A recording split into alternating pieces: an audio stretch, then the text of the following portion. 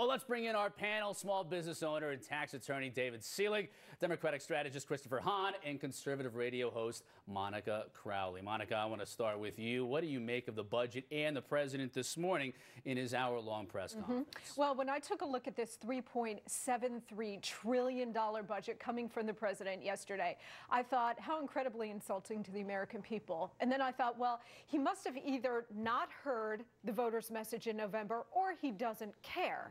And I'm not quite sure which is worse. But to spring this kind of budget on the American people when you are at a very unique political moment where the vast majority of Americans are saying, stop spending. We are now willing to take personal sacrifices, give up things that we were used to or anticipating to get this nation's fiscal house in order. For him not to appreciate that moment and use it as a moment for leadership, remember, all the leadership on the budget or on spending has to come from the president.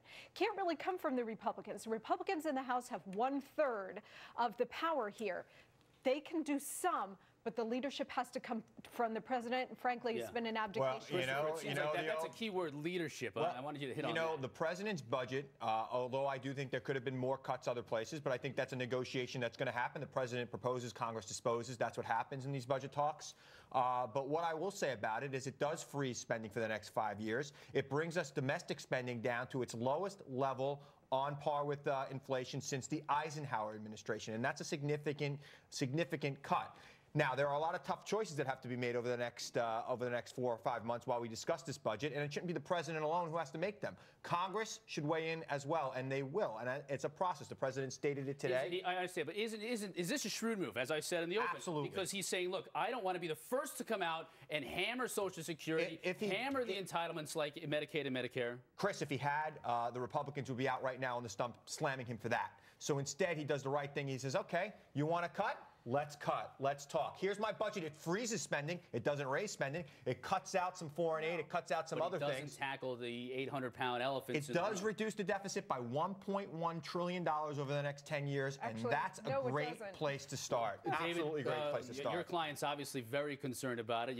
All of your clients with their tax issues. I mean, what are you hearing from them? Well, irrespective of individual complaints, there's something that really stuck out yesterday with the president when he said he was going to increase the earned income credit for families with multiple children. First of all, the earned income program is already rife with fraud, mostly because of the Internal Revenue Code, Section 152.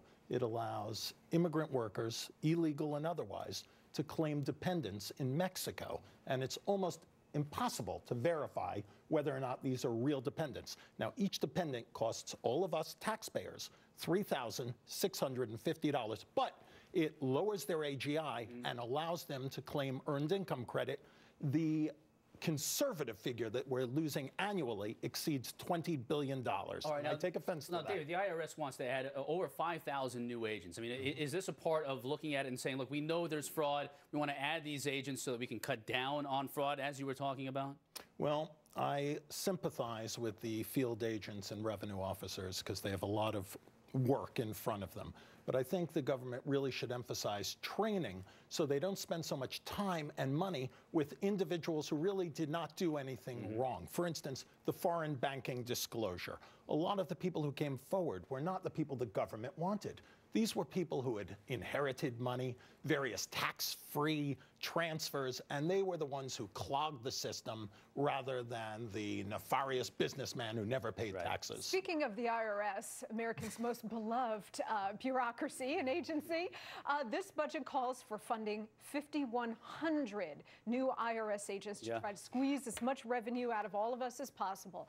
Don't forget that the Obamacare law calls for the hiring of 16,000 new IRS agents. Why? Because it is a tax, and that's why they vested the IRS with the authority to go after people. You need new agents to go after people who are cheating the IRS. We have to find every ounce of revenue that tax we don't have a revenue problem. We've got a spending problem. We have a lot of fraud. You know, Republicans on the Hill have been talking about fraud in every single agency, but there's also fraud by corporations hiding profits, A lot of loopholes are going to be closed, and there need to be people who enforce it, and that's what those agents are there for. David, talk about loopholes here. That is really empty rhetoric. I want to tell you, and I will tell you this empirically and anecdotally, there is very few real corporate loopholes. The fact of the matter is, if we increase corporate taxes, the corporations will just pass that along to the consumer, and it'll make it that much David, harder to I keep survive. hearing about this comprehensive tax overhaul. Mm-hmm. I mean, what does that really do at the end of the day? I mean, if we move from A to B, and B is a comprehensive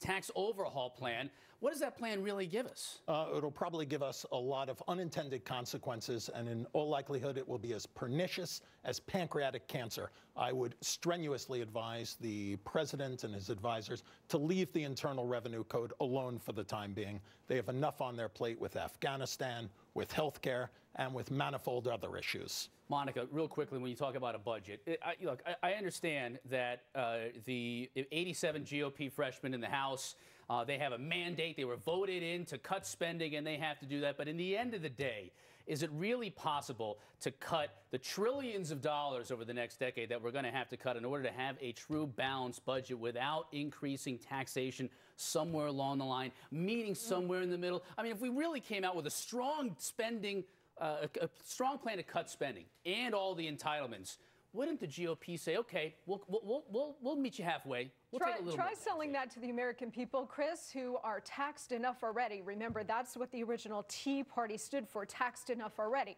If the government had a record of credibility where they say, look, we are going to cut spending here, here, and here, $1 trillion over X number of years, but we're going to have to raise your taxes, but we promise you that this is how it's going to be, and we're not going to raise your taxes after that.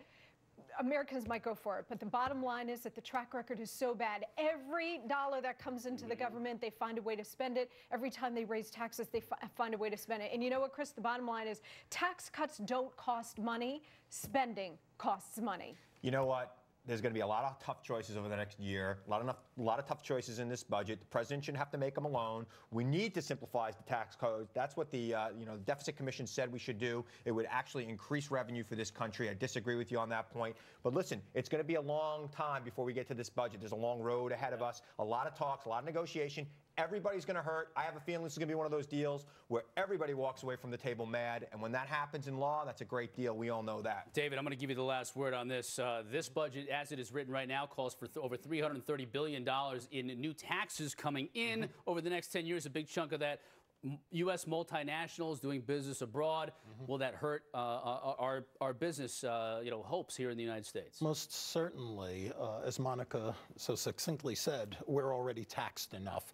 And since corporations pass the expenses along, it'll just make it that much more difficult. And when you think about all the other taxes and fees that are going to be put on the narrow shoulder of the taxpayer, it's just unfair. All right, Chris, Monica, we will see you in a little bit. David, thank you so much. Always good to see you. All right, on deck, think Republicans